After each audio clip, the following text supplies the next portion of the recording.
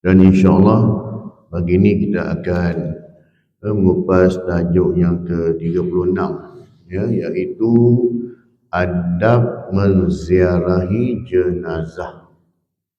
Adab menziarahi jenazah. Jadi kita baca matan hadis ini bersama-sama. Haddatsana Adam, haddatsana Syu'bah, Anil A'mashi, An Mujahidin, An Aisyah radhiyallahu anha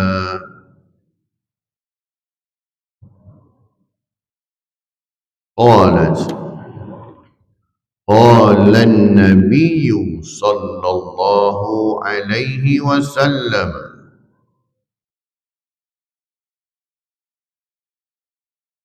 la tasubbul amwat fa innahum qad afdaw ila ma qaddamu. Rawahul Bukhari.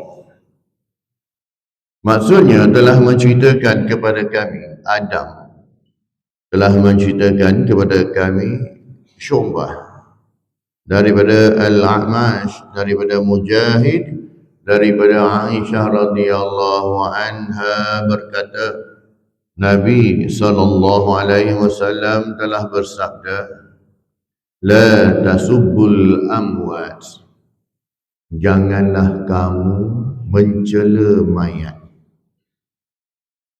Fa innahum qad afdaw, kerana mereka telah sampai, mereka telah mendapatkan ila ma qaddamu, apa yang telah mereka kerjakan. Hadis riwayat Al-Bukhari, hadis yang ke-1393. Ya, dalam hadis ini Rasulullah larang kita untuk mencela mayat. Ya, siapa pun dia ketika hidupnya itu, bila mana dia telah meninggal dunia, stop. Sebab apa? Sebab dia dah akan dapat apa dia akan dapat. Ditakdirkan ketika dia nak meninggal dunia itu, dia sempat bertaubat, Allah terima taubat dia itu, dia pun akan dapat apa yang dia dapat. Sebab apa? Bila dia telah meninggal dunia, bukan kerja kita lagi nak menghukum dia. Kita menghukum dia ketika apa yang kita nampak ketika di dunia lah. Kita tengok dia buat benda tak baik dunia, kita cela lah perbuatan tu. Ya, dia mencuri ke, dia merompak ke, kan? Jadi kerja dia ni menghasut orang, kerja dia ni ribah, kan? Tukar laga-laga ke orang. Jadi kita cuba bercakap mencela perbuatannya itu ketika dia hidup. Bila dia telah meninggal dunia, stop dia. Sebab dia akan dapat apa yang dia ni. Hanya Allah Ta'ala yang akan menentukan nasib dia nanti, bagaimana kehidupan dia di alam barzah nanti. Itu je lah. Ya. Kecuali mereka-mereka yang memang disebutkan dalam Al-Quran, Fir'aun, Haman, ya, Qarun, memang sampai hari ini orang sebut. Abu Lahab, sampai hari ini orang sebut. Ataupun mereka-mereka yang meninggalkan, ya, kesan buruk kepada rakyatnya, ya, seperti Hajjaj Yusuf As-Saqafi, walaupun dia ada jasa-jasa kebaikan dia, tetapi kejahatan dia ketika dia hidup, dia bunuh para ulama ni, hingga dia boleh buat syair. Dia kata apa? Aku tengok kepala-kepala ulama ni macam buah anggur yang selalu, yang sedia untuk dipetik. Maksudnya dia ikut suka dia. Ulama di zaman dia tu dia bunuh macam tu kan. Ya, siapa-siapa yang tak sama dengan dia ni, tak ngam dengan dia bunuh macam tu kan. Macam buah anggur, boleh petik anytime, boleh bunuh anytime. Hajjaj Yusuf As-Saqafi, ataupun seperti Kamal Atatürk, yang mana kesan dia tengok pada hari ni, ya, pada Turki hari ni, ya, ya, sebelum Erdogan kali, ya. Jadinya dia telah ubah sekolah-sekolah agama ni, lah, tak boleh ada sekolah agama. Wanita tidak dibenarkan untuk aurat. Ada kesannya itu lah. Jadi disebut keburukan dia. Bukan kita cela peribadi dia.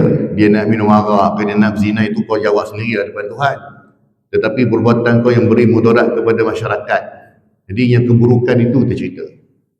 Ya. Tapi setakat orang awam kita ni, maka ya habis macam tu je lah. Sebab kadang-kadang perbuatan dia buat tu dia ni pribadi dia kan. Jadi ikut dia lah. Berjawablah di depan Allah SWT. Pengenalannya tentang tajuk ini, adab menziarahi jenazah. Kematian adalah peristiwa yang benar-benar akan menemui kita.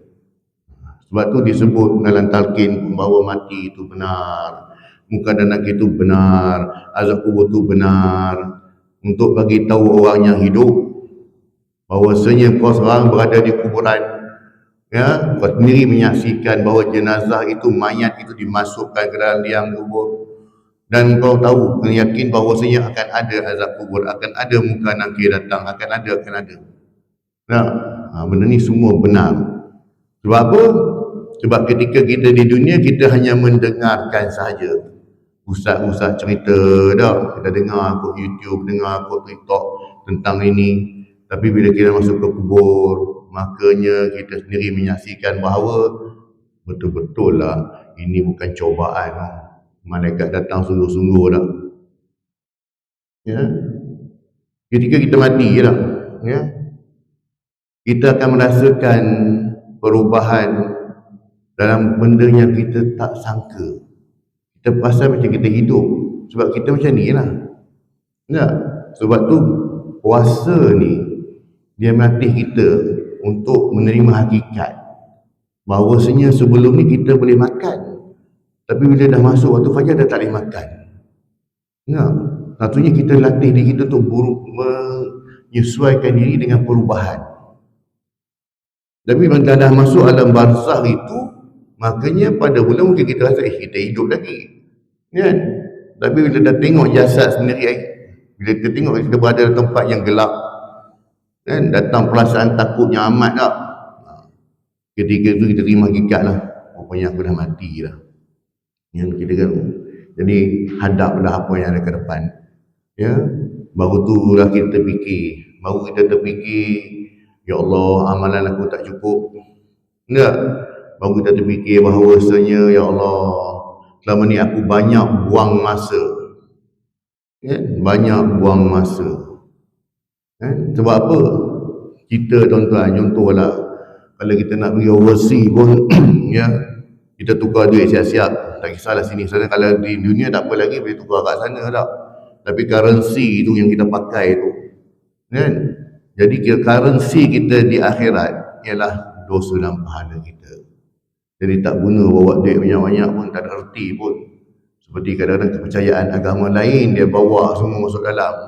Ya, kita tak begitu. Sebab yang kita bawa itu ialah amalan kita. Itulah currency yang akan diterima di akhirat esok. Tukarannya lagi bukan mata wang, tapi tukarannya ialah dosa dan pahala. Sebab tu orang yang menzalimi orang lain, di akhirat esok currency-nya ialah dosa pahala. Pahala dia akan diberi kepada orang yang dia zalimi. Kalau dah habis pahala pada diri dia, dah yelek pocik amat tak ada dah, bersih clear dah, tak ada pahala. Dosa orang tu pula dia ambil. Itulah currency-nya di akhirat. Di dunia kita boleh pakai US dollar, pound sterling, euro money, boleh pakai baht, kan? Boleh pakai peso, kan? Tapi di akhiratnya nanti itulah mata wangnya. Itulah semuanya adalah benar. Sebab tu kita nak yakinkan orang yang hidup tentang kematian itu benar. Kan? Nak yakin ke orang tu, dia bukan tak tahu dia akan mati, tetapi dia perasan bahawa macam dia tak akan mati. Dia memang dia akan mati, tapi bukan sekarang. Sebab tu dia boleh menangguh lagi amalan. Sebab dia kata betul, dia masih akan mati, tapi dah nantilah, muda lagi, sihat lagi. Kan? Bila dia akan merasa kematian, bila dia dah terbaring, dia dah terlantar, baru dia akan terfikir bahawasanya, Allah, kan? Aku dah dekat dengan mati tu. Selagi dia boleh berjalan dengan dua kaki, dia boleh berlompat, dia boleh pergi apa, dia tak rasa nak mati. Sebab tu kita ni, ya, nak jadi hamba yang taat ini, ya, Rasulullah pun sebut orang yang cerdik ialah orang yang mengingati mati. Kan? Orang yang ingat mati tu dia cerdik. Sebab apa? Dia akan buat persiapan dia untuk menghadapi akhirat nanti. Ia adalah hakikat yang besar. kematian ini adalah hakikat yang besar yang dilalaikan oleh ramai orang. Kita tidak mengetahui bilakah kematian itu akan hadir. Apabila kita berada pada waktu siang, kita belum tahu apakah kita pasti akan hidup pada keesokan harinya.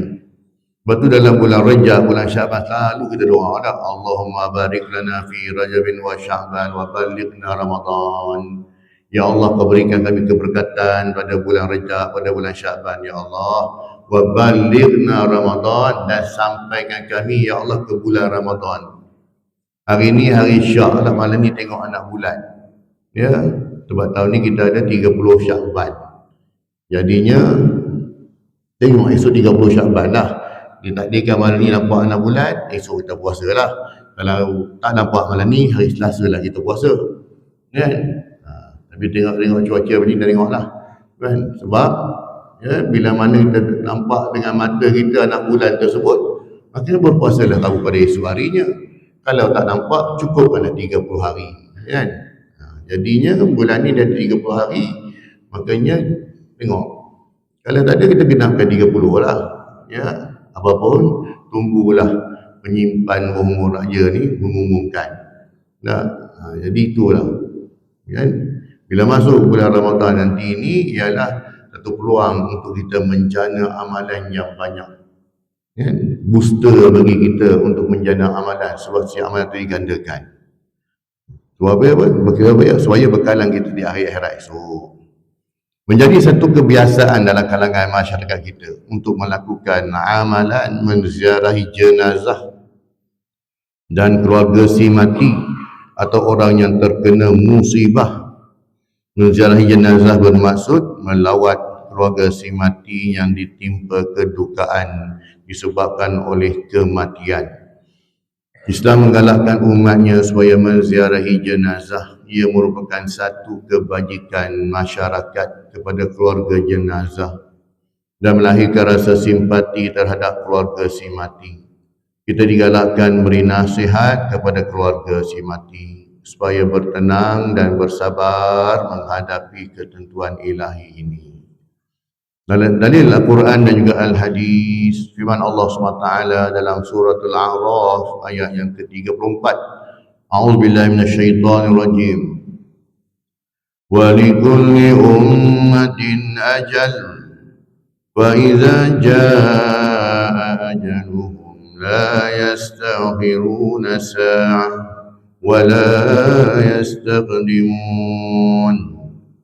Maksudnya, dan bagi tiap-tiap umat ada tempoh yang telah ditetapkan. Setiap umat ni lah, kalau ikut kiraannya, setiap umat para nabi ini, umur umat ini tidaklah lebih daripada 1500 tahun. Ya, kalau ikut kiraannya lah. Ya, kita pun dah masuk kepada 1445 Hijrah. 1445 Hijrah, dah nak menghampiri 1500 kan. Lagi tiap-tiap umat ni ada tempoh dia lah yang telah ditetapkan. Ya, kecuali kaum Yahudi yang Allah biarkan mereka hidup sampai turunnya Imam Mahdi nanti, bagi peluang agak. Supaya apa? Supaya kita tengok kejahatan orang Yahudi ni.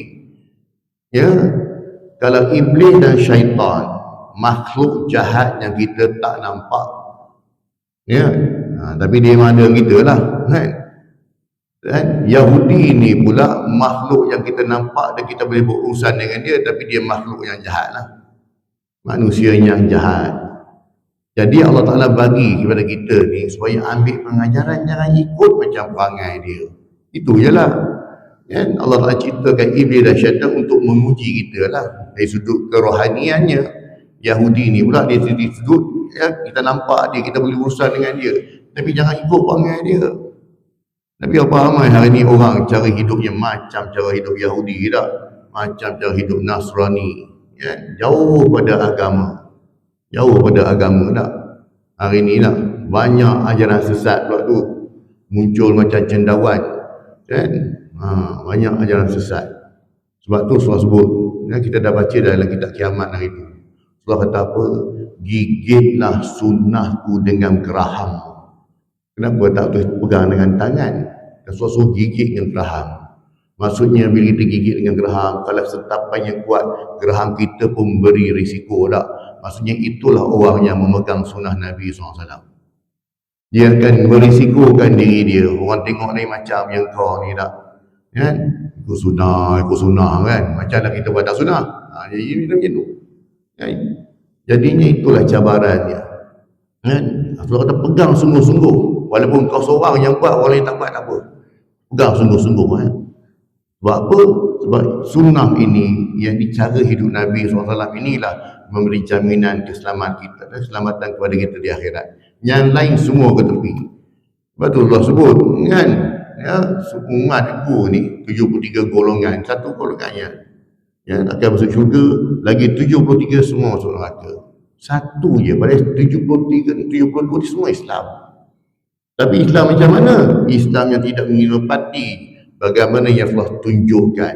Dia Islam, cara hidup dia tak Islam. Dia buat amalan ibadat katanya tapi tidak menepati apa yang Allah sebut. Dan ini yang kita kena hati-hati. Biarlah kita nampak orang nampak macam kolot, nampak apa, tapi segi agama kita pegang sungguh-sungguh. Daripada Abu Hurairah radhiyallahu anhu bahawa Rasulullah sallallahu alaihi wasallam telah bersabda, man ittaba'a janazata muslimin imanan wa ihtisaban wa kana ma'ahu hatta yusalla 'alaiha wa yablugha min dafniha فإنه يرجع من الأجر بقيراطين كل قيراط مثل أحد ومن صلى عليها ثم رجع قبل أن تدفن فإنه يرجع بقيراط. Maksudnya barang siapa yang mengiringi jenazah orang muslim, jadi jenazah orang Islam lah, ya, kerana iman dan mengharapkan balasan. Dia iringkan jenazah itu dengan sebab keimanannya, dengan sebab dia mengharapkan ganjaran pada Allah SWT, kan? Bukan dia mengharapkan duit talqin tu, kan? Kadang-kadang dia pergi juga iring jenazah sebab apa? Nak duit talqin, tunggu dapat tu lah, kan? Dapat, ya, bukan sebab tu. Dan dia bersama jenazah tersebut ketika disolatkan. Jadi dia dah iring dari rumah tadi, buat mari masjid, dah disolatkan dia sehingga selesai daripada pengemudiannya, dihantar sampai ke kubur, ya, selesai sampai ke bumi dah. Maksud selesai ke bumi tu tuan-tuan ialah bila telah dikambus tanah tu dah tutup siap. Jadi talqin dia telah termasuk dalam package. Ya, yang masuk dalam package ini ialah bila sampai jenazah itu telah digumikan, dah siap semua, nak balik-balik lah. Kan? Talqin itu package tambahan je. Ya, talqin itu bukan peringatan untuk si mati, untuk kita yang hidup. Si mati dah masuk alam lain dah, tak dapat nak nolong. Kan? Tak dapat lah. Itu dengan urusan dia lah. Talqin itu untuk orang yang hidup. Ya, sebab tu bila mana bacaan talqin itu dianalogikan seolah-olahnya macam kita duduk dalam, sebab tu disebut nama, wahai si fulan bin si fulan. Ya, jika datang kepadamu dua malaikat, janganlah kamu takut dan gentar. Banyak cantik kau, datang malaikat tak takut dan gentar. Malaikat muka nakir tu mata dia biru, muka dia hitam gelap, kan? Datang dalam keadaan yang begitu, malaikat tuan-tuan, ya.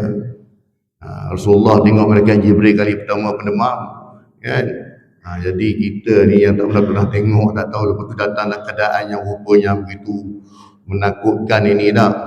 Banyak cantik tak takut, kan? Tapi ketika tu takut-takut bukan mati lagi dah, tak mati dah, adab je lah, kan? Sebab tu kenapa penting kita buat amalan tuan-tuan, sedekah kita, Quran kita, zakat, apa semua, solat kita ni. Sebab mereka ni Quran kita, jaga Quran tuan-tuan. Allahumma ja'alna Qur'anan hujjatan lana la hujjatan alaina. Ya Allah, jadikan Quran itu sebagai peguam bela kami ya Allah, bukan pendakwa raya kami ya Allah. Itu dia minta. Datang malaikat esok, kalau amalan-amalan kita cantik tuan-tuan, relax je lah. Ya, encik malaikat nak tanya pada si mati je, tanya jawab. Quran akan menjawab amalan kita ada tak? Semua akan jadi lawyer kita nanti.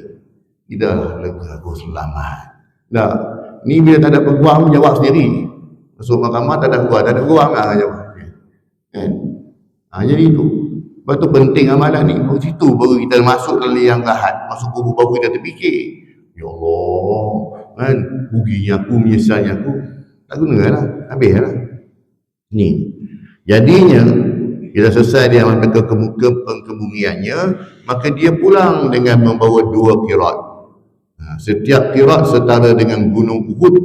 Yang ini satu pahala yang besar. Kita pergi umrah, naik atas Jabal Roma yang bukit yang kecil, tengok depan tu semua tu Jabal Uhud. So itu pahala ni, satu pahala. Ya. Dan barang siapa menyembahyangkannya dan pulang sebelum dikuburkan, maka dia pulang dengan bawa 1 qirat. Pakej dia tadi, kalau kita solatkan jenazah, kita bawa dari kubur sampai dikebumikan, dah tutup semua, kita balik dapat 2 qirat. Kalau kita hanya solat saja, lepas tu kita balik dapat 1 qirat. Ibnu Umar radhiyallahu anhuma, anak Sayyidina Umar ni, sebelum ni dia bila orang solat jenazah je, habis solat jenazah dia balik. Habis solat jenazah dia balik. Satu hari dia dengar daripada sahabat sebut, kau kena balik kenapa? Dah sembahyang balik, nak buat apa lagi dah? Kau tak dengar hadis ni ke? Apa dia? Kan? Daripada Abu Hurairah kan dia sebut, siapa yang solat jenazah, kemudian dia buat pergi kubur, dia dapat 2 qirat. Ni hadis ni. Kan? Selama ni dia buat, hanya solat jenazah dia balik. Dia dengar hadis ni, dia kata bila mana dia sebut bahawasanya bila mana bawa iring jenazah dan bawa sampai kubur sampai selesai dapat 2 qirat. Kenapa tak beritahu? Betul kau cakap? Betul kau cakap? Tanya Abu Hurairah. Dia pergi tanya Abu Hurairah. Betul dapat 2 qirat. Lepas tu dia tak tinggal lagi dah. Bila mana solat jenazah dia akan iring sampai ke kubur. Kan? Ini Ibnu Umar radhiyallahu anhu. Ibnu Umar ni antara sahabat yang cuba ikut sunnah Nabi 100%. Cuba ikut cara jalan, cara cakap semua ni. Nabi tu memang idola dia. Dan dia cuba buat doa ni sahabat kan, Umar radhiyallahu anhu, anak kepada Sayyidina Umar. Kan? Jadi bila dia dengar hadis dapat 2 qirat, dia tu amalkan. Keterangannya, menziarahi jenazah bukanlah agenda atau aktiviti yang selalu kita lakukan sehari-hari. Ya, oleh itu adalah menjadi perkara biasa jika kadang-kadang kita terlupa atau tidak tahu apa yang perlu dilakukan ketika berziarah. Ya, sebab ziarah jenazah ni bukan ziarah orang sakit, kan? Bukan kita berziarah raya-raya, kan? Dia lain. Sebenarnya dalam ajaran Islam terdapat ada adab untuk setiap yang kita kerjakan. Termasuklah adab-adab menziarahi jenazah. Antaranya ialah yang pertama, dilarang orang-orang yang menziarahi keluarga yang baru timpa kematian hadir ke tempat tersebut dengan bergurau senda dengan teman-teman yang lain. Ya, tidak digalakkan meninggikan suara ketika berbual-bual. Ini orang tak ada adab ni kan, sebab yang meninggal itu kawan baik di kawan dia, jadi dia berlari dengan kawan lain jumpa bergurau lah. Ni keluarga si mati ni ada ni rumah ni kan, orang dalam keadaan sedih dia boleh gelak ketawa ketampar pula tak kan. Macam-macam keluar lah hawa wiu lah apalah semua apa nak gurau ni kan. Tak menghormati keluarga jenazah. Ya, perkara ini mungkin akan menyinggung perasaan keluarga tersebut. Hormatilah ahli keluarga jenazah yang bersedih. Mereka tidak mungkin akan faham kenapa orang lain masih boleh tersenyum dan ketawa apabila mereka sedang berduka. Kita ingat sebab ziarah jenazah ini dia bukan majlis sukaria. Kita majlis yang menzahirkan simpati kita kepada keluarga si mati. Kadang-kadang yang meninggal itu ketua keluarga. Bila ketua keluarga dia telah meninggal dunia, siapa nak mencari penerus, pencari rezeki lepas ni? Kan? Kita boleh pula ada ketawa-ketawa tak? Yang keduanya, kita disunatkan mengucapkan takziah kepada keluarga si mati.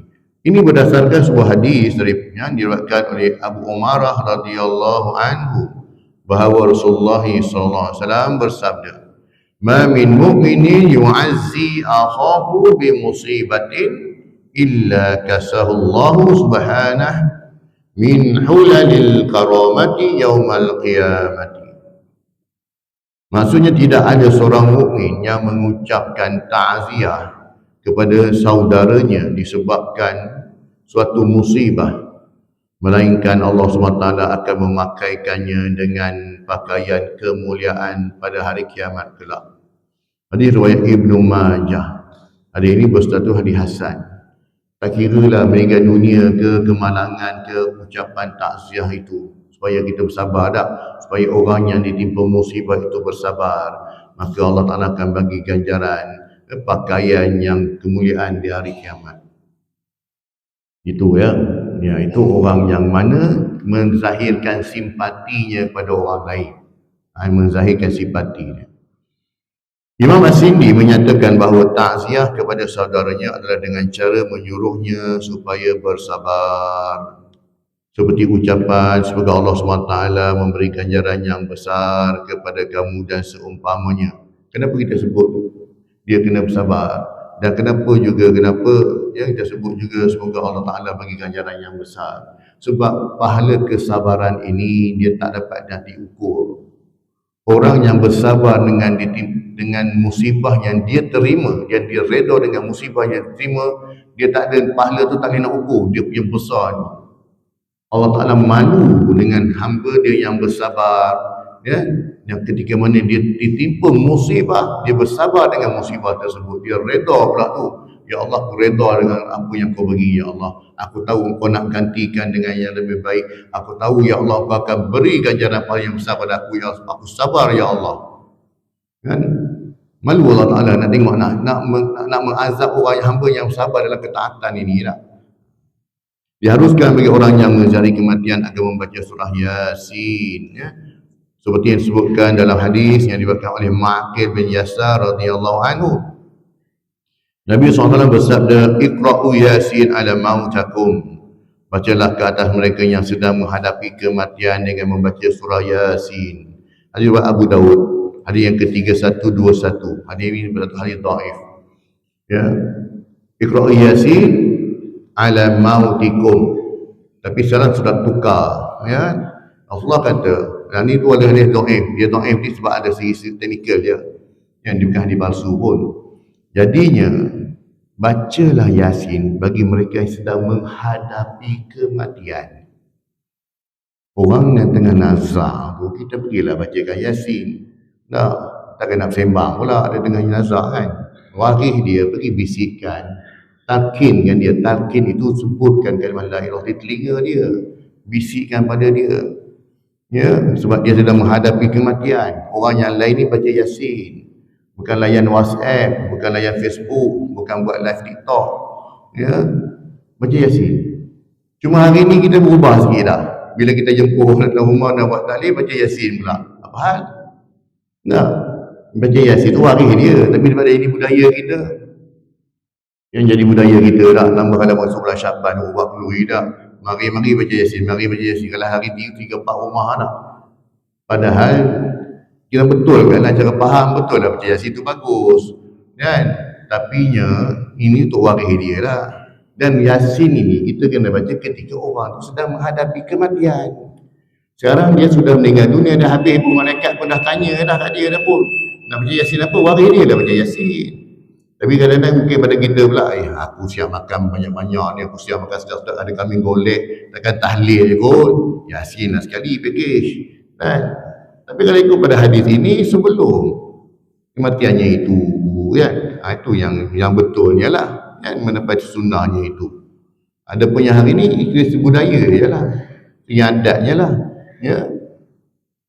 Yang keduanya, berdoa supaya jenazah mendapat keampunan Allah SWT.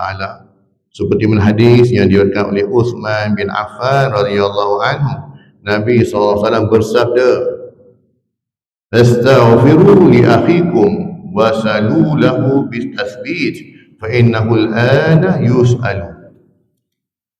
Maksudnya, mintalah keampunan kepada saudara kamu dan mintalah untuknya keteguhan, sesungguhnya dia sekarang sedang disoal. Ya, bila mana kita dengar tentang kematian ini, ya, tak apalah, hari ini mungkin kita selalu sebut kan Al-Fatihah, ada baca untuk si mati. Yang menepati sunnahnya ialah kita minta ampun pada dia. Allahumma fir lahu warhamhu wa'afihi wa'fu anhu. Yang menepati sunnah lah. Kan? Ya Allah, kita doakan. Ya, inna lillahi wa inna ilaihi raji'un. Allahumma fir lahu warhamhu wa'afihi wa'fu anhu. Buat yang ni tuan-tuan. Di samping kita sedekahkan Fatihah tadi. Kan? Dalam tadi kita punya WhatsApp pun ada. Kan? Dia punya stiker tu lah. Nanti saya inna lillahi wa inna ilaihi raji'un. Allahumma ighfir lahu warhamhu wa'afihi wa'fu anhu. Allahumma la tahrimna ajrahu wa la tafdina ba'dahu waghfir lana wa lahu. Itu yang menepati sunnah. Sebab apa kita minta ampun untuk jenazah tersebut. Lepas tu nak bacalah surah Fatihah, tak apalah. Nah, yang penting jangan tinggal yang sunnah ni dulu. Buat ni dulu. Ya, inna lillahi wa inna ilaihi raji'un. Allahumma ighfir lahu warhamhu wa'afihi wa'fu anhu. Hadis riwayat Abu Daud, hadis ini satu hadis sahih. Yang keempatnya, memberi pertolongan kepada keluarga si mati dalam urusan pengkebumian atau menyediakan makanan untuk keluarga si mati. Digalakkan agar menghulurkan bantuan yang berbentuk wang atau makanan kepada keluarga yang ditimpa kematian, khususnya bagi keluarga yang miskin. Dalam hadis yang diriwayatkan oleh Abdullah bin Ja'far, bila mana Rasulullah SAW, Abdullah bin Ja'far ni siapa? Anak buah Nabi lah.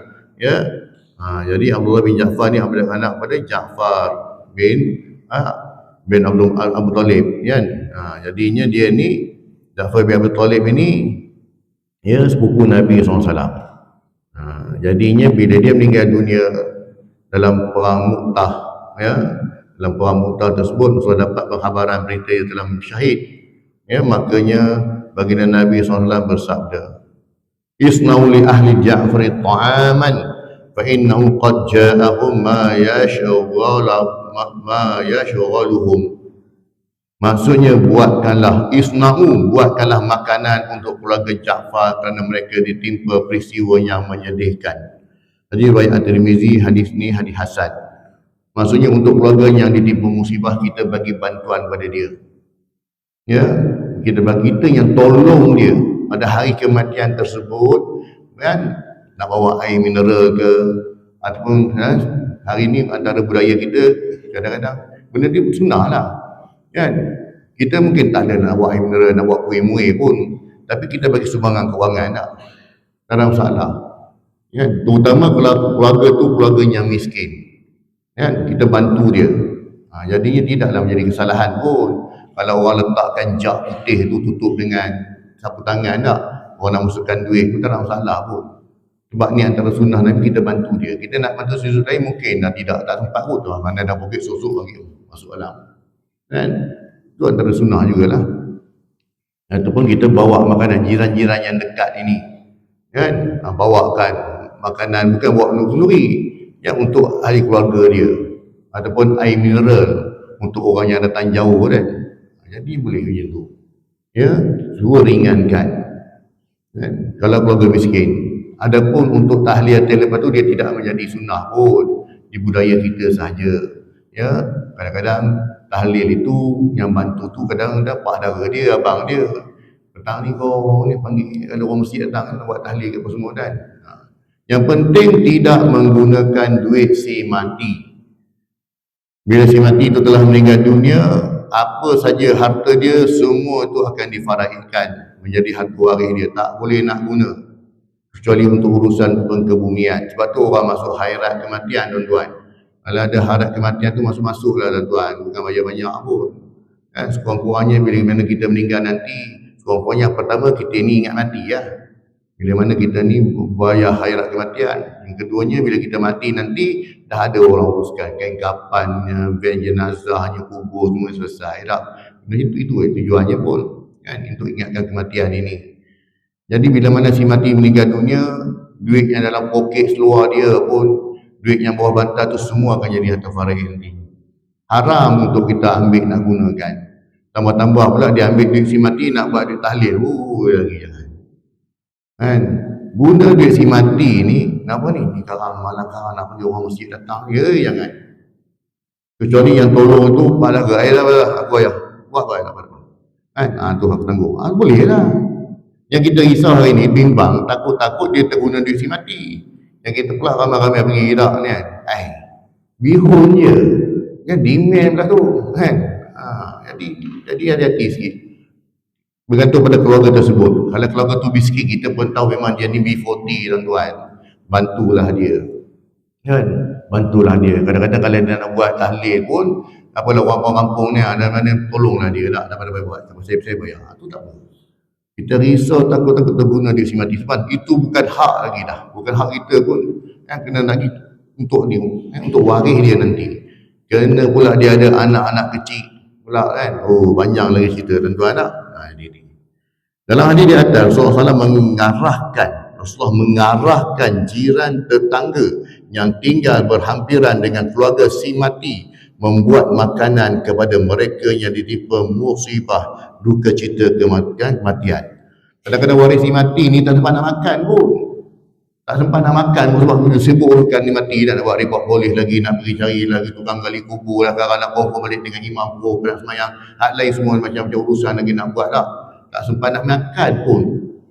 Jadi kita yang jiran sebelah ni, pergilah capai kedai depan nasi lemak apa bungkus apa, belilah borong sekali letak pergi rumah si mati. Ada berapa ni makan. Kau makan, jangan tak makan tau, nanti demam sakit. Makan lah pergi. Kan? Oh, besar pahala tuan. Kemudiannya Ja'far bin Abi Talib ni, beliau mati syahid dalam perangan Mu'tah pada tahun ke-8 Hijrah. Jadi Ja'far Tayyar ini adalah panglima perang dalam perang Mu'tah. Dan Rasulullah dah sebut, dalam perang Mu'tah ini tentera Islam lebih kurang dalam 20,000 orang lawan dengan 200,000 tentera Rom. Ya. Dalam perang Mu'tah ni Rasulullah sebut pada tentera Islam bahawasanya yang akan mengetuai kamu nanti ialah Ja'far bin Abi Talib. Dia akan jadi panglima perang, dia akan pegang panji Islam. Sekiranya dia gugur, gantikan dia dengan Zaid bin Harithah, anak angkat Nabi. Kalau Zaid gugur, gantikan dia dengan Abdullah bin Rawahah, dia akan menggantikan Zaid bin Harithah. Kalau Abdullah bin Rawahah gugur, orang pilihlah salah seorang di antara kamu untuk menjadi panglima perang. Maksudnya Rasulullah sebut tu, Rasulullah dah tahu dah. Dia telah diberitahu bahawa tiga-tiga ni akan gugur dalam perang syahid. Dan maksudnya sebelum pergi perang, dia dah tahu dah, aku pergi ni mati dah. Kalau kita ni agak-agak macam mana lah. Nah, tak apa dah Rasulullah. Sebab nama saya gugur, saya tarik diri ke sebab ada orang rumah tak sihat. Nak hantar anak pergi asrama. Kan, dan tarik diri, dah tahu confirm mati je, tapi ni mati syahid. Dan dalam perang tersebut gugur saja Ja'far Tayyar bin Harithah ambil panji ni. Ja'far Tayyar ni apa dalam perang Mu'tah, tangan dia dua-dua dipotong. Dia pegang panji Islam belah sini, kena cantas, putus, dia capai dengan tangan kanan. Capai dengan tangan kanan pula, kena panjang putus, pegang ni pula, gigi dia peluk macam ni kalau dibunuh dia. Ja'far Tayyar, tangan dia tu di Mu'tah tempat dia dia buat dekat dengan tempat saya tu. Kan, di Mu'tah tu tangan dia ni dikebumikan dengan dekat sekarang ni pintu Universiti Mu'tah. Ada tangan dia di situ. Tapi yang saya dimaklumkan telah dipindahkan tangan dia ke tempat ni balik. Kerajaan Jordan dululah satu ketika mereka nak buat bandar kat situ. Dia ada tentera Islam dia tu, kalau tuan-tuan pergi Mu'tah tu tempat cantik. Tentera Islam berada di atas bukit, tentera Rom di bawah. Jadi ketika nak dibangunkan bandar Mu'tah tu, jumpa macam-macam lah kan. Baju Rom lah, apa yang bawah, orang tahu ini tempat Rom. Dan di atas tu kerajaan Jordan ni, dia pergi jumpa sahabat-sahabat ni yang syahid. Dia dipindahkan satu tempat rahsia yang seorang pun tak tahulah, hanya kerajaan dia yang tahu. Dipindahkan sahabat-sahabat ni, kecuali Ja'far Tayyar letak kat masjid. Masjid Ja'far tu lah. Dan tangan dia pun diletak kat situ juga. Masa saya di sana, masa tu tangan Ja'far belum dipindahkan lagi. Masa saya di sana lah. Balik ni orang tangkap, dia dipindahkan. Yang di makam itu, tangan dia tu bawa ke sana. Ja'far Tayyar ni, dia gugur dalam perang ni. Kenapa sebut At-Tayyar? Tayyar is sayap. Jadi Allah Ta'ala akan gantikan tangan dia yang putus dengan sayap nanti di akhirat. Ja'far At-Tayyar ini ya. Ini sahabat Nabi. Dan Ja'far At-Tayyar ni tuan-tuan, ketika dia berhijrah ke Habsyah, Rasulullah ketika itu dah berhijrah ke Madinah. Dia balik ke Mekah, ke Madinah lah, dia pergi Madinah. Ketika sampai di Madinah tu Rasulullah sebut apa? Pada Ja'far ni, engkau dengan aku ni lebih kurang sama lah. Rasulullah kata pada Ja'far, dia sepupu tak? Engkau dengan aku ni macam sama je dari segi rupa, segi apa. Sebab lama tak jumpa kan. Jadi dia seronok kan. Dia rasa gembira, dia lompat tuan-tuan. Dia lompat ke Quran. Ini yang dalil yang dipakai oleh golongan-golongan yang menghalalkan zikir menari. Dalil ni dia pakai. Sebab dia kata Ja'far At-Tayyar tu dia lompat gembira, menari dah seronok. Jadi ni dia pakai dalil ni lah. Kita pun nak tanya balik, Ja'far tu melompat 10 kali ke? Lompat sekali je. Yang zikir menari ni lompat dah jadi macam hantu Cina kan? Jadi ni satu kefahaman tak salah kan? Bila konteks hadis tu dipaham dengan cara yang salah, jadi macam tu. Kita faham konteks hadis, sebab tu kita penting. Paling kurang kita tahu apa maksud hadis ni sebenarnya. Bukan kita pegang pada zahir hadis tu. Apa dia nak sebenarnya ni? Ja'far At-Tayyar bila dia gembira, dia lompat sekali tu seronok. Tapi bila mana dijadikan dia dalil, seolah macam dia lompat banyak kali, seronok boleh. Jadi sampai boleh menghalalkan, boleh zikir menari. Kan? Kita kadang-kadang malu pun ada, kesian pun ada. Kan? Malu pun ada, kesian pun ada. Sebab dia faham macam tu. Kan? Dalil Quran pun dia faham yang cara yang tak betul pun. Ulama menghukumkan makruh bagi orang yang menziarahi rumah yang ada kematian, makan dan minum di rumah tersebut. Kita pergi rumah orang meninggal dunia, kita pula ke dapur cari makan. Kau rumah-rumah kan ya? Kecuali orang yang musafir.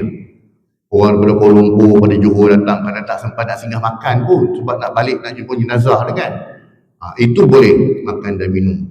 Tapi kita yang satu kampung terkoreah tiba-tiba pula pergi demand pula tuan rumah apa ni, air pun tak disediakan. Banyak cantik engkau nak sediakan air untuk engkau. Rasulullah kata kita sediakan untuk orang yang mati, kita pula jangan ni dah, jangan. Ya. Sekiranya ianya menyusahkan lagi ahli keluarga si mati, tak. Melainkan jika makanan atau minuman tersebut disediakan oleh jiran tetangga bagi keluarga yang ditimpa kematian, ya maksudnya tadi ada jiran yang bawa air mineral, letak buah pokok, letak situ kan. Kalau dahaga tak apalah, sebab itu bukan seluruh keluarga yang sediakan. Dalam hadis yang diriwayatkan oleh Aisyah radhiyallahu anha, Rasulullah SAW bersabda, Allahumma man waliya min amri ummati syai'an fashaqqa alaihim fashquq alaihi. Maksudnya Rasulullah mendoakan, ya Allah, barang siapa yang mengurusi urusan umatku kemudian dia menyusahkan umatku, maka susahkanlah dia. Ini doa Nabi dah. Orang yang menyusahkan orang ni, kita Tuhan Rasulullah doakan supaya Allah susahkan dia pula. Hadis riwayat Muslim, hadis yang ke-1828. Begitu juga dalam hadis yang diriwayatkan oleh Abi Syirmah radhiyallahu anhu, Rasulullah SAW bersabda, man darra musliman darra Allah, wa man syaqqa musliman syaqqa Allah alaihi. Barang siapa memberi kemudaratan kepada seseorang muslim, maka Allah SWT akan memberi kemudaratan kepadanya. Barang siapa yang menyusahkan seorang muslim, maka Allah SWT akan menyusahkan dia. Hadis riwayat Abu Daud dan Tirmizi. Hadis ini bersatu hadis hasan. Yang kelimanya, adab yang kelima, tidak menceritakan aib jenazah atau tentang keburukan jenazah. Ingatlah dosa kita dengan manusia hanya boleh diampunkan oleh orang itu sahaja. Ibnu Asir menceritakan bahawa ketika Ikramah bin Abu Jahal, anak kepada Abu Jahal, ini tak Ikramah namanya, dia masuk Islam selepas pembukaan kota Mekah. Ya, ramai yang berkata dia ni adalah anak musuh Allah SWT. Jadi Abu Jahal kan musuh Islam. Ucapan ini telah menyakiti hati Ikramah, lalu dia mengadu kepada Rasulullah SAW. Lantas baginda Nabi SAW bersabda, janganlah kamu mencela ayahnya, kerana mencela orang yang sudah mati akan menyakiti orang yang masih hidup keluarganya. Ini antara sebab kenapa hadis ini dipakai. Kita cela orang mati tu, dia nak mati memang dia dah pergi dah. Yang keduanya, ahli keluarga dia ni, macam Ikramah dan Abu Jahal memang dia jahat, tapi anak Islam. Ikramah tu, dan dia lagi Islam, mati syahid tu dalam perang Yarmouk, mati syahid Ikramah tu. Walaupun dia antara orang yang musuh Islam, betul benci dengan Islam, Allah Ta'ala bagi dia hidayah dan dia mati syahid, anak Abu Jahal ni. Jadi bila kita mencela bapak dia ni, makanya walaupun bapak dia betul-betul jahat, tapi dia menyakiti hati waris-waris yang hidup. Itu kita jangan tadi, itu juga disebut, jangan mencela orang mayat. Yang keenam, segerakan pengurusan jenazah. Pada hadis yang diriwayatkan oleh Abu Hurairah radhiyallahu anhu, Rasulullah SAW bersabda, "Asri'u bil janazati, fa in taku salihatan fa khairun tuqaddimunaha, wa in yaku siwa zalik fa syarrun tada'unahu an riqabikum." Maksudnya, hendaklah kamu percepatkanlah urusan jenazah. Kalau boleh jangan melebihi satu waktu lah. Tak, kalau dia meninggal semalam, sebelum zuhur tu elok lah tu. Kan? Kalau dia meninggal zuhur, sebelum maghrib lah. Ya. Supaya apa? Jika jenazah itu baik, maka kamu telah mendekatkannya kepada kebaikan. Jika jahat, jika jenazah itu jahat, maka kamu telah melepaskannya daripada bahu-bahu kamu. Muttafaqun alaih, Bukhari dan Muslim. Maka segerakanlah pengurusan jenazah. Ditakdirkan kalau jenazah itu memang orang baik, orang soleh, memang kalau dia hidup dia tampau cepat sikit, masuk aku tak sabar nak masuk dalam barzah ni kan. Memang kalau dia hidup lah, dia akan suruh cepat kan, jangan tunggu-tunggu lagi dah, jalan terus lah. Ya, jadinya maklumkanlah kan.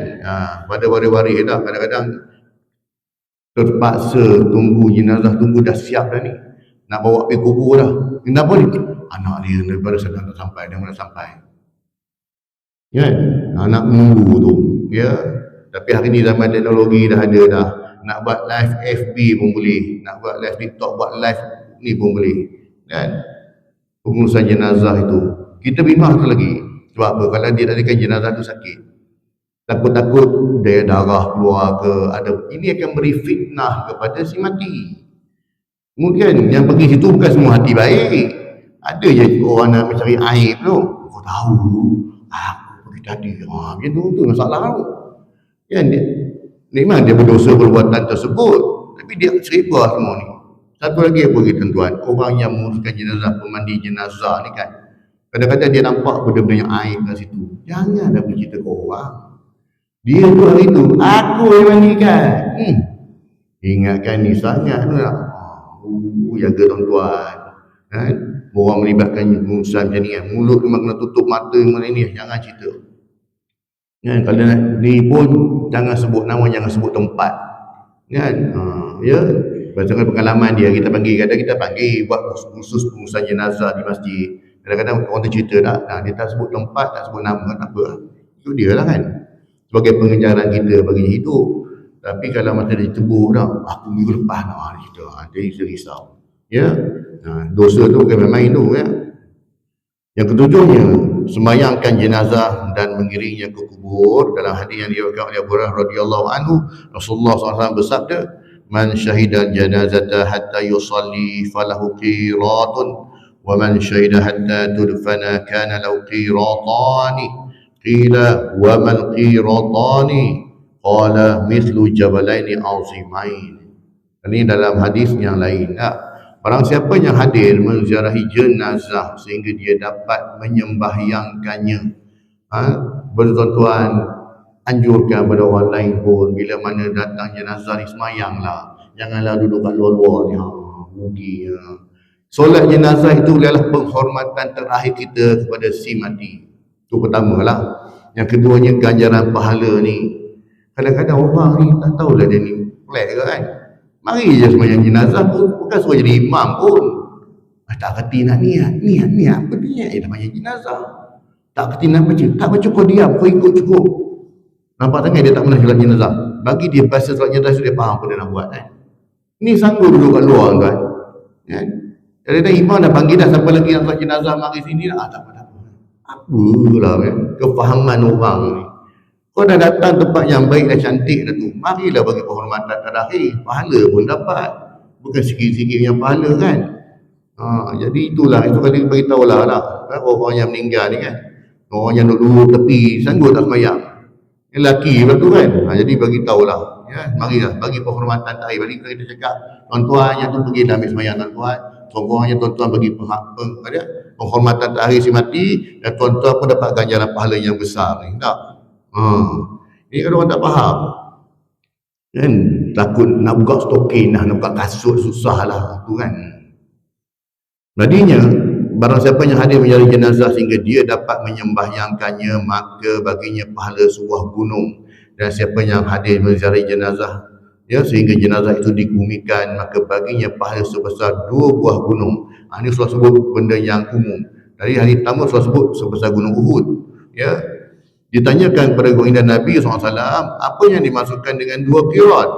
Baginda Nabi SAW menjawab, seperti 2 gunung yang besar, Al-Jabalaini Azimaini. Hadis riwayat Bukhari dan Muslim.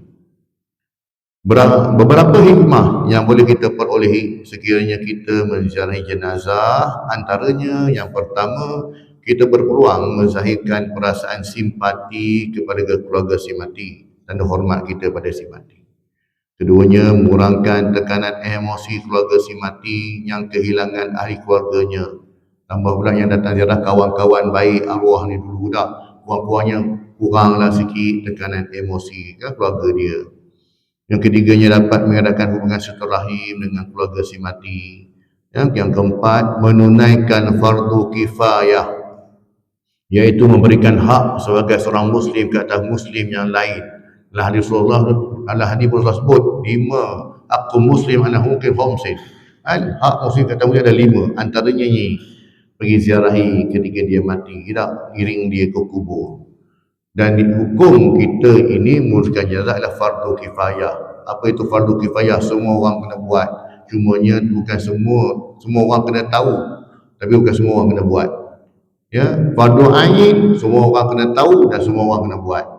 Fardu kifayah semua orang kena tahu dan tak semua orang kena buat. Kalau dah ada orang yang buat, tak apa, biarkan. Macam kita dah ada bahagian pengusaha masjid yang biru untuk mengusahakan jenazah, tak apa. Tapi kalau tak ada, maksudnya kita lah kena buat, tak apa lagi nak buat kan. Itu kata fardu tadi. Maksudnya kita kena ambil cakna, kita kena ambil tahu bahawa tentang urusan jenazah ni. Yang kelimanya, menziarahi jenazah dapat melahirkan rasa keinsafan dalam diri kita tentang kematian itu pasti menjemput kita satu hari nanti. Yang keenam, kematian adalah sebahagian daripada qada Allah SWT yang wajib diterima oleh hamba-hambanya. Lepas itu adalah ketetapan Allah, kullu nafsin za'iqatul maut, semua orang hidup pasti akan mati, itu janji Allah SWT. Bila, di mana, mengapa, itu dalam ilmu Allah SWT, bukan kerja kita. Yang ketujuh, kita juga dapat bermuhasabah diri tentang ibadah yang telah kita lakukan selama ini.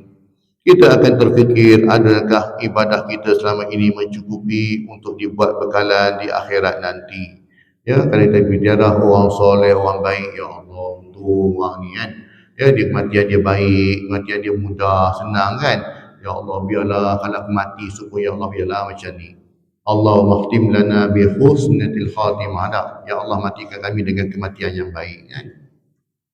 Pengajaran hadis ini berdasarkan hadis di atas. Hukum asal, kita balik pada tajuk hadis tadi itulah, makna hadis tadi. Berdasarkan hadis di atas, hukum asal mencela atau menghina seseorang yang sudah meninggal dunia adalah haram. Kerana terdapat larangan dalam hadis di atas. Nabi SAW kemudian memberikan alasan larangan tersebut. Kenapa Nabi larang? Kerana mereka telah menjumpai apa yang telah mereka kerjakan. Maksudnya kita ibarat contoh ya tuan-tuan, kita tangkap orang jahat, pencuri ni, tangkap dia serah pada polis. Jadi bukan kerja kita lagi dah nak hukum dia, biar polis buat kerja dia lah. Nak dakwa dia apa semua tu kerja dia. Kita dah selesai dah. Kita dah tangkap pencuri tadi, dah bagi pada polis, selesai dia. Contoh macam tu lah. Maksudnya tak payah lagi nak ribut-ribut apa lagi dah. Syekh Muhammad bin Saleh Utsaimin rahimahullah dalam kitab Syarh Mukhtasar Bulugh Maram ala Bulugh Maram menyatakan bahawa ayat ini bersifat umum kerana sesungguhnya mereka, yakni si mati, telah menjumpai apa yang telah mereka kerjakan. Jika mereka adalah orang baik, celaan itu tidaklah mencelakakan mereka. Tetapi jika mereka adalah orang jahat, mereka telah mendapatkan balasannya sehingga tidak memerlukan ini dan itu lagi. Ada dia orang jahat pun letak dia lah, kau jawablah depan Allah Ta'ala. Alasan larangan tersebut juga terdapat dalam hadis yang diriwayatkan daripada sahabat Al-Mughirah bin Syu'bah radhiyallahu anhu. Nabi SAW bersabda, la tasubbul amwat fatu'zul ahya.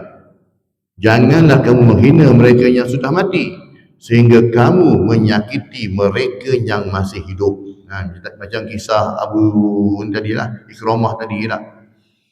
Menghina atau mencela orang yang sudah meninggal dunia akan menyakiti yang masih hidup, iaitu daripada kalangan ahli waris dan kerabatnya.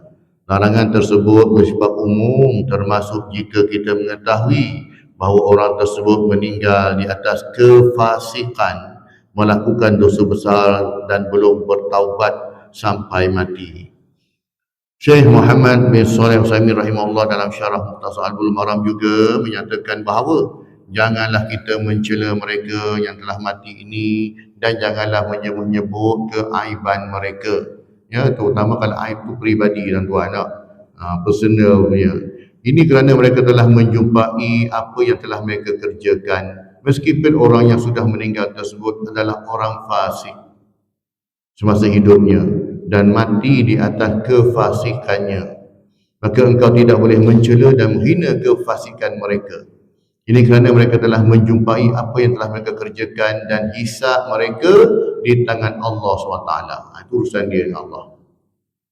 Perbuatan mencela orang yang sudah meninggal dunia adalah dilarang kecuali jika terdapat alasan yang dibenarkan atau terdapat maslahat syar'i, yakni keperluan syariah di dalamnya.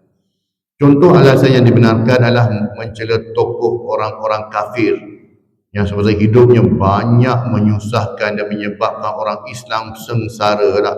Seperti tadi dah sebut.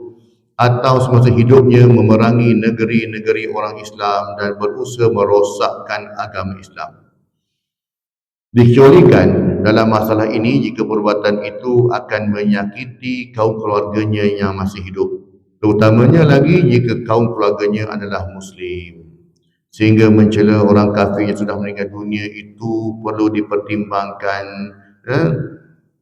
secara berhati-hati tentang masalah di dalamnya. Sebab tu saya kata kita bukan mencela peribadi dia, kita mencela perbuatan dia tu yang salah sebagai pengejaran dah. Itu je. Syekh Muhammad bin Shalih Al-Utsaimin rahimahullah dalam kitab Liqa'at Al-Babul Maftuh juga menyatakan bahawa adapun mencela orang kafir yang sudah meninggal kadang-kadang akan menyakiti ahli keluarganya yang Muslim. Masalah ini perlu dipertimbangkan kerana adanya masalah syar'i dalam mencela orang kafir yang sudah meninggal dunia, yang mana kadang-kadang memang terdapat masalah syar'i di dalamnya. Contoh adanya masalah syar'i di antaranya adalah mencela tokoh ahlul bid'ah yang sudah meninggal dunia dan mewariskan pemikirannya. Contoh orang golongan anti hadis, golongan anti Quran, golongan yang ajaran sesat katakanlah. Dan dia menyebarkan ajaran kefahaman kepada orang ni melalui tulisan, melalui apa semua ni, baik dalam bentuk tulisan, buku ataupun rakaman ceramah-ceramah yang masih diperdengarkan atau diakses secara meluas oleh umat Islam. Maka ni kena beritahu lah yang benda ni salah. Golongan anti hadis, yang mana mereka tak percaya dengan hadis Nabi dah. Ada tulisan dia, ada dia punya ni lagi dah. Teranglah. Kita bukan nak cerita peribadi dia, tapi apa yang dia bawa tu. Dengan kata lain, pemikiran bid'ah yang menyimpang tersebut telah tersebar luas dalam kalangan umat Islam. Oleh kerana itu, terdapat maslahat syar'i untuk kita memperingatkan umat Islam daripada kesesatan pemikiran tokoh ahlu bid'ah tersebut yang telah meninggal dunia.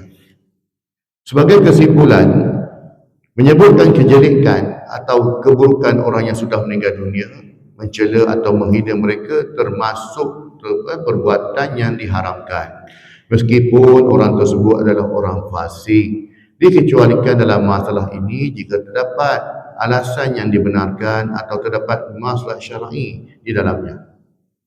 Sebagai kesimpulan juga, yang pertamanya, kematian adalah suatu yang pasti dan kita harus bersedia menghadapinya kerana ia merupakan titik permulaan kepada penghidupan yang kekal abadi. Hanya mukmin yang dipanggil menghadap Tuhannya dengan hati bersih akan memperolehi kejayaan. Kesimpulan yang kedua, tidak ada seorang pun di dunia ini yang mampu dan berjaya lari daripada kematian. Sama ada kaya atau miskin, berpangkat atau tidak, sihat atau sakit, tua atau muda. Ada satu kumpulan yang sesat ni tuan-tuan. Dia punya tubuh dia lah. Dia kata apa, dia buat macam ni, umur dia boleh sampai ke 163 tahun, dia kata. Kan, dia buat amalan, dia buat benda yang ni lah, sesat dia lah. Kan? Bukan 163 tahun tuan-tuan umur dia tuan-tuan. 63 tahun dia mati lah. Kan? Lagi 100 sudah hilang. Kan? Kan? Dua ajar pada orang kan. Buat amalan macam ni nanti kalau nak umur kita panjang, kau buat macam ni. Benda mengarut lah. Ya? Dia kata boleh sampai 163 tahun lah. Dia kata umur dia tidak. Jadinya tak sampai 163 pun. 63 dah jalan dulu lagi dah. Semuanya bukan jaminan panjang atau pendeknya umur seseorang. Oleh kerana itu Rasulullah SAW berpesan kepada umatnya agar memperbanyakkan mengingati kematian. Ketiga, menyebutkan keaiban dan keburukan orang yang sudah meninggal dunia, mencela atau menghina mereka termasuk perbuatan yang diharamkan meskipun orang tersebut adalah orang fasik. Dikecualikan dalam masalah ini jika terdapat masalah atau alasan yang dibenarkan atau terdapat masalah syar'i. Mati tersebut masalah syar'i tuan-tuan, perkara berkaitan dengan agama tak? Bila ada masalah syar'i di dalamnya. Wallahu ta'ala alam tuan-tuan. Alhamdulillah kita selesai mengupas pada hadis yang ke-36.